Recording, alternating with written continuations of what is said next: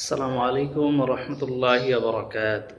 ইন্নাল হামদুলিল্লাহি ওয়াহদাহু ওয়াসসালাতু ওয়াসসালামু আলা মান লা নাবিয়্যা বা'দা।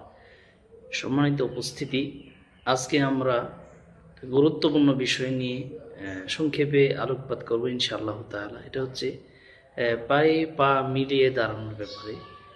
যে কথাটা আল্লাহ নবী সাল্লাল্লাহু আলাইহি ওয়াসাল্লাম আমাদের বলে গিয়েছেন, এটা আসলে আমাদের বাংলাদেশি প্রেক্ষাপটে কিছু মানুষ, বিশেষ করে সালাফি ঘরানার আলেম বা সাধারণ মানুষগুলো এই হাদিসটার উপর আমল করে, কিন্তু মেজরিটি পার্সন, বেশিরভাগ মানুষই এই হাদিসটা থেকে বেখেয়ালি এবং গাফেল আছে। তো হাদিসটা তবারানি, ইমাম তবারানি মুআজামুল আওসাত এবং সহিহুত তারগিব, এই দুইটা গ্রন্থে আমি পড়েছি বা এসেছে। এই হাদিসটা আপনাদের সাথে একটু শেয়ার করি। কেন মানুষ এটা আমল করেন আমি জানি না, তারপরেও মানুষের কাছে পৌঁছে দেওয়ার জন্য আমার এই সংক্ষিপ্ত বাণী।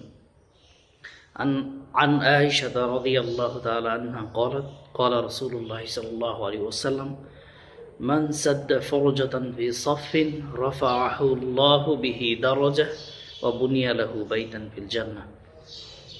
আয়েশা রাদিয়াল্লাহু তাআলা আনহা হতে বর্ণিত, তিনি বলেন যে রাসূলুল্লাহ সাল্লাল্লাহু আলাইহি ওয়াসাল্লাম বলেছেন, কেউ যদি দুজনের মাঝে কাতারের ফাঁক বন্ধ করে,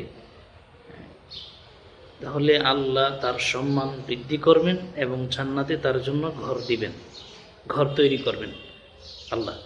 তো এত বড় গুরুত্বপূর্ণ ফজিলতের ব্যাপারটা আমরা এড়িয়ে চলি। এটা মানুষের মধ্যে যারা যারা দেখবেন এটা ছড়িয়ে দিবেন এবং এই আল্লাহ রাসূলের এই বাণীটা পৌঁছিয়ে দিয়ে সবার কাছে নেকি হাসিল করার চেষ্টা করবেন। আসসালামু আলাইকুম ওয়া রাহমাতুল্লাহি ওয়া বারাকাতুহু।